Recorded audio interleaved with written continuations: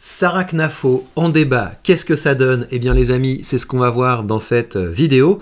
Vous savez que j'aime assez bien les prises de position de Sarah Knafo sur les dérives de la dépense publique, sur les économies qu'on pourrait faire. Elle est forte dans ses interventions. J'ai regardé et partagé certaines de ses interventions, notamment depuis la Commission, depuis le Parlement européen. J'ai également partagé avec vous certaines de ses enquêtes qu'elle a faites sur la CAF, les enquêtes qu'elle a faites également sur l'Agence française de développement. Et c'est de ça dont il va être question dans ce débat, car face à elle, on a Aurélien Taché qui va se charger de défendre le bien fondé de cette Agence française de développement. Donc je pense que c'est intéressant de voir comment elle s'en sort dans cette situation, parce qu'on n'a pas beaucoup vu dans des situations de débat. Donc j'ai hâte de découvrir ça avec vous. J'espère que ça va être sympa. On commence par vous, Aurélien Taché, puisque vous avez un rapport. Tous d'accord ici pour défendre cette idée. Donc il faut pouvoir prendre des mesures pour redonner finalement un élan à cette francophonie. Par exemple, moi j'ai des propositions dans ce rapport, j'en ai beaucoup, mais je vais en citer deux. Faciliter pour moi les visas dans l'espace francophone, la circulation dans l'espace francophone, notamment pour les artistes, les chercheurs, les décideurs politiques ou économiques. Malheureusement, le gouvernement français, par exemple, sur le sujet de l'Algérie, fait l'exact contraire.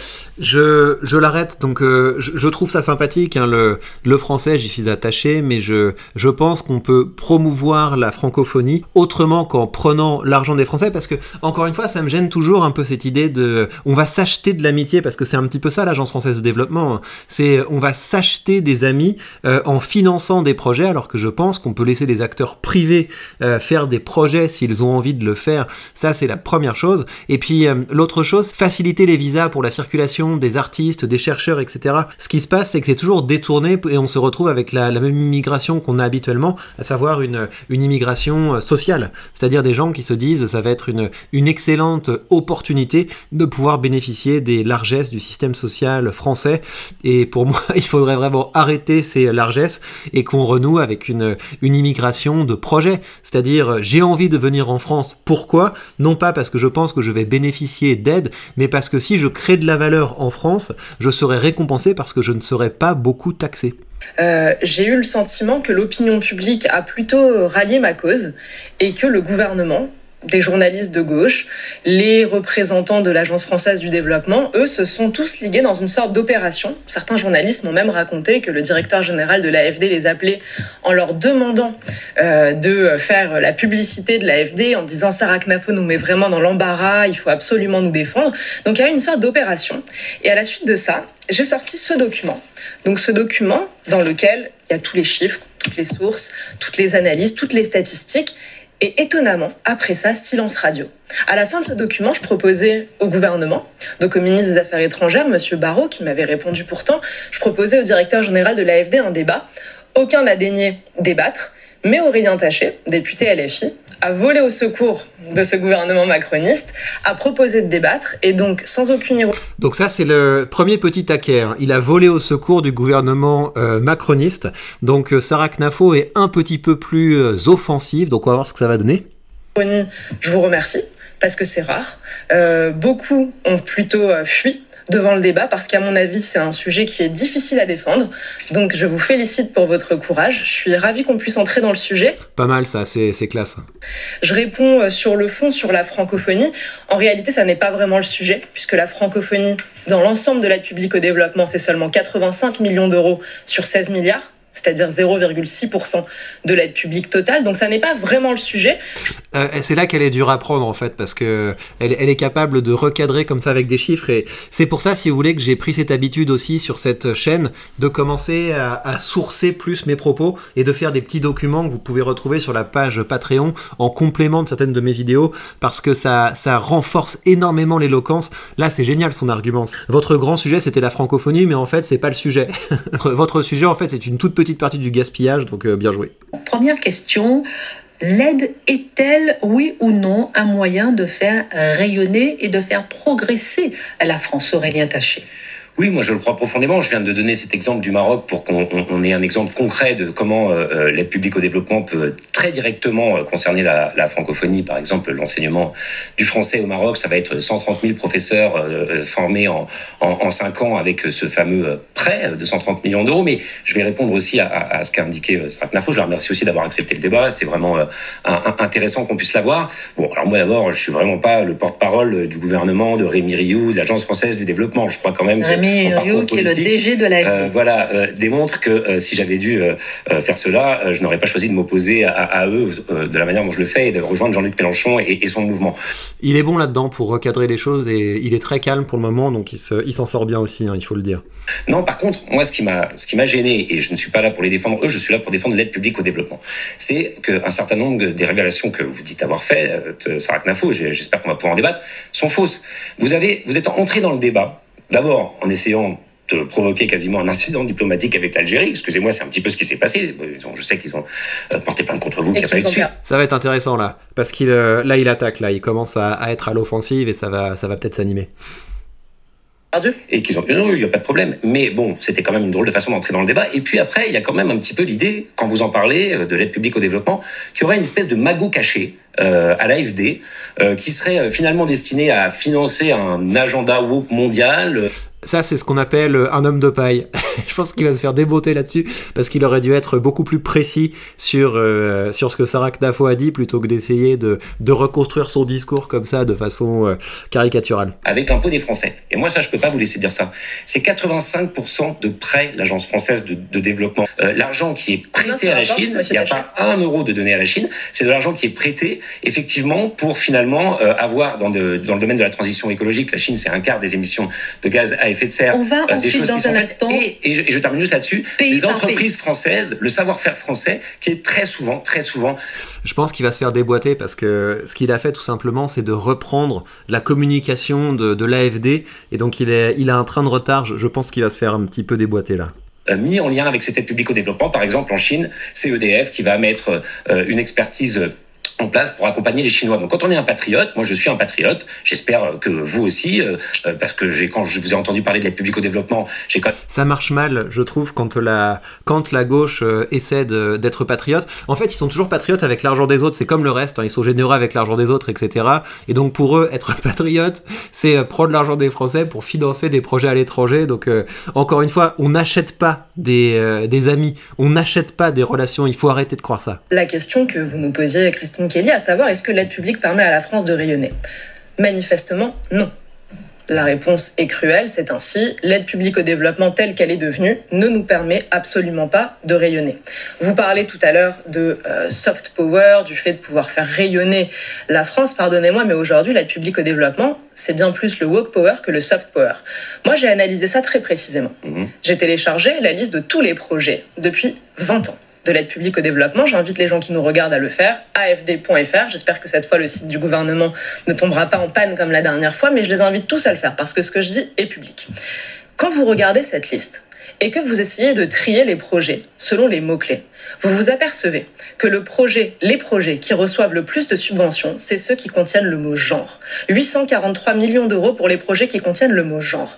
Les mots inclusifs, les mots inégalité.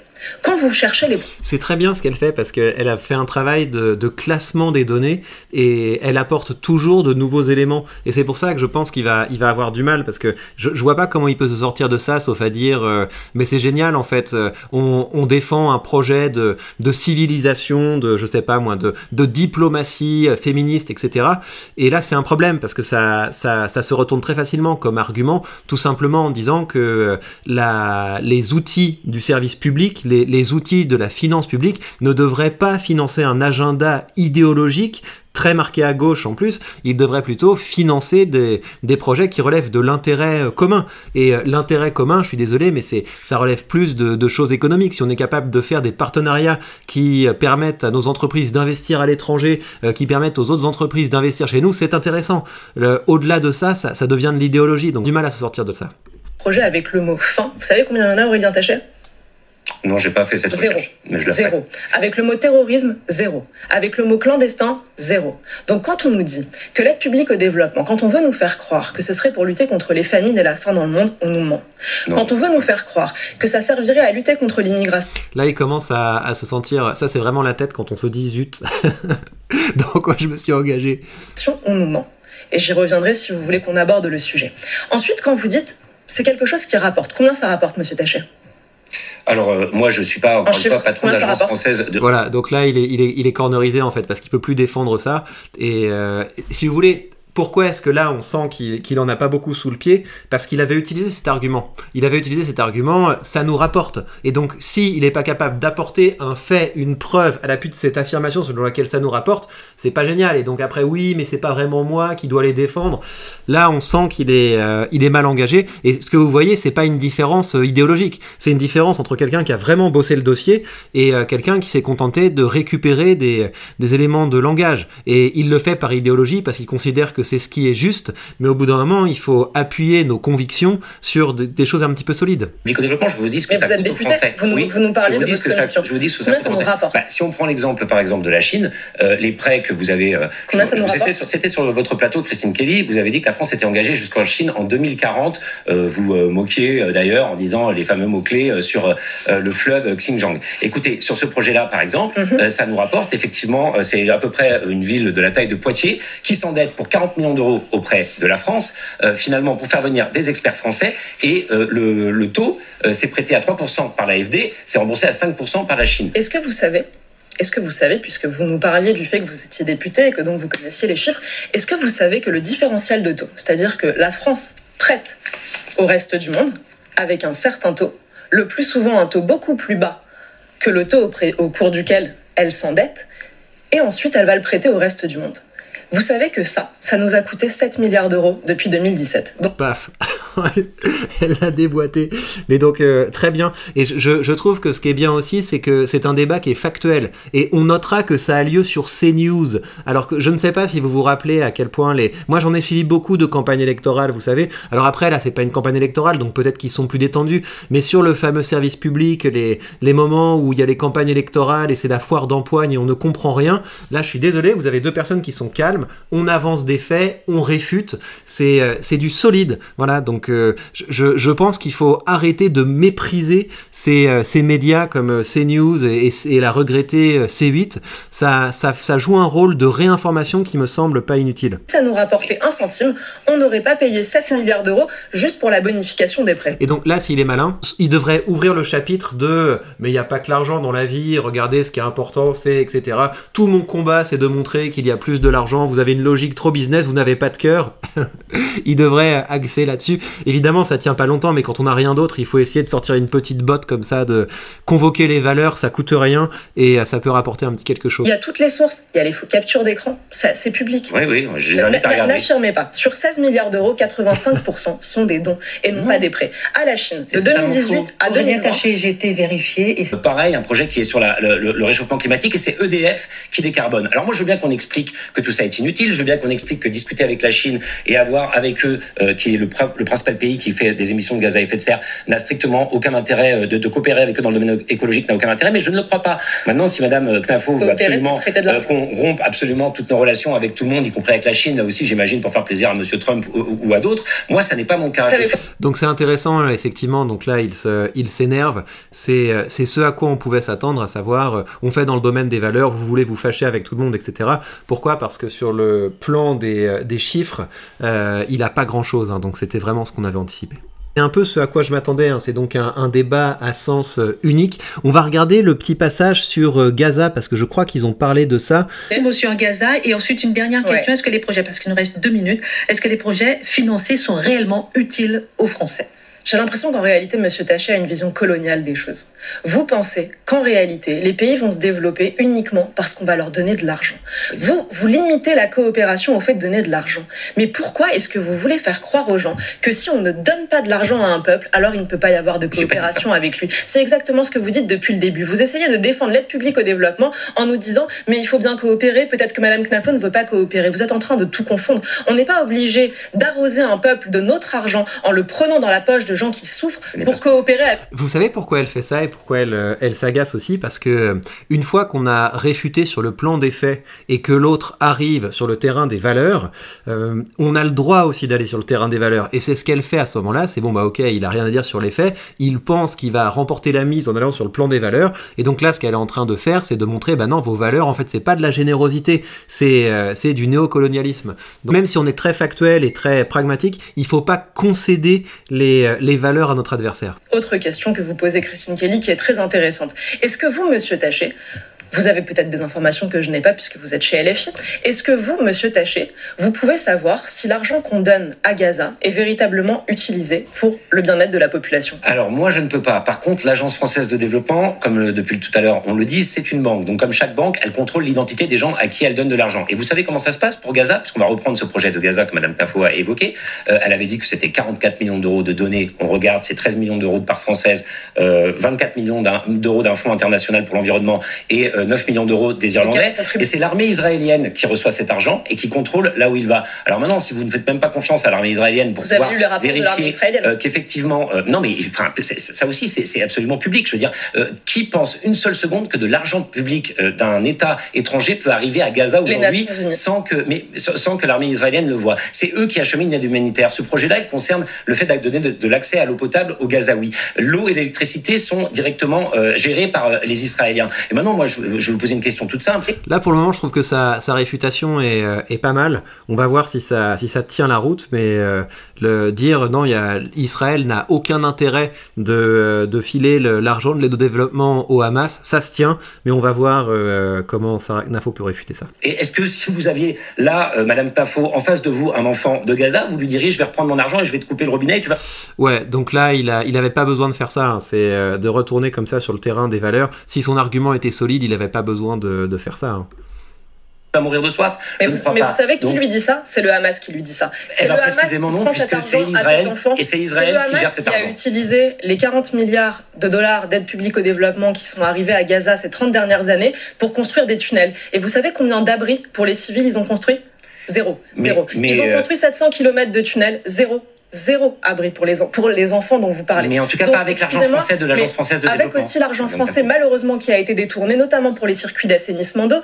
Et vous avez des rapports de l'UN Watch. Vous avez également le gouvernement américain de l'époque de Joe Biden qui expliquait à quel point l'aide était détournée par le Hamas parce que rien n'arrive à Gaza sans qu'il arrive dans les mains du Hamas. Et ça, pour le coup, c'est vraiment parfaitement documenté. Donc ça, si c'est vrai, c'est très grave, hein. Je sais pas qui croire, honnêtement. Je vous le dis, j'ai pas creusé le dossier, mais s'il y a des sources solides qui expliquent que l'argent a été utilisé pour en fait préparer finalement l'attaque, quoi, préparer les défenses du Hamas, c'est quand même assez grave. En tout cas, ce qu'on peut dire, c'est que Sarak Nafo s'en sort aussi bien lorsqu'elle est en situation de débat. Et pour vous, la leçon que je vous propose d'en retirer, c'est passer beaucoup de temps à sourcer. C'est très facile aujourd'hui de sourcer vos propos en utilisant l'intelligence artificielle. Il faut évidemment toujours revérifier ce que vous donne une intelligence artificielle comme Perplexity ou ChatGPT, mais ça vous permet comme ça d'accumuler des chiffres. Et ce que vous devez faire également, c'est vous créez un petit dossier, vous créez un petit Google Doc, et au fur et à mesure des affirmations qui fondent votre pensée et vos convictions, rassemblez au fur et à mesure. Quand vous voyez quelque chose d'intéressant passer dans les médias, notamment les chiffres, bah vous récupérez, vous vérifiez, et vous constituez comme ça un petit réservoir qui rendra votre discours bien plus solide. Voilà, chers amis, prenez bien soin de vous et on se retrouve très vite pour de prochaines news.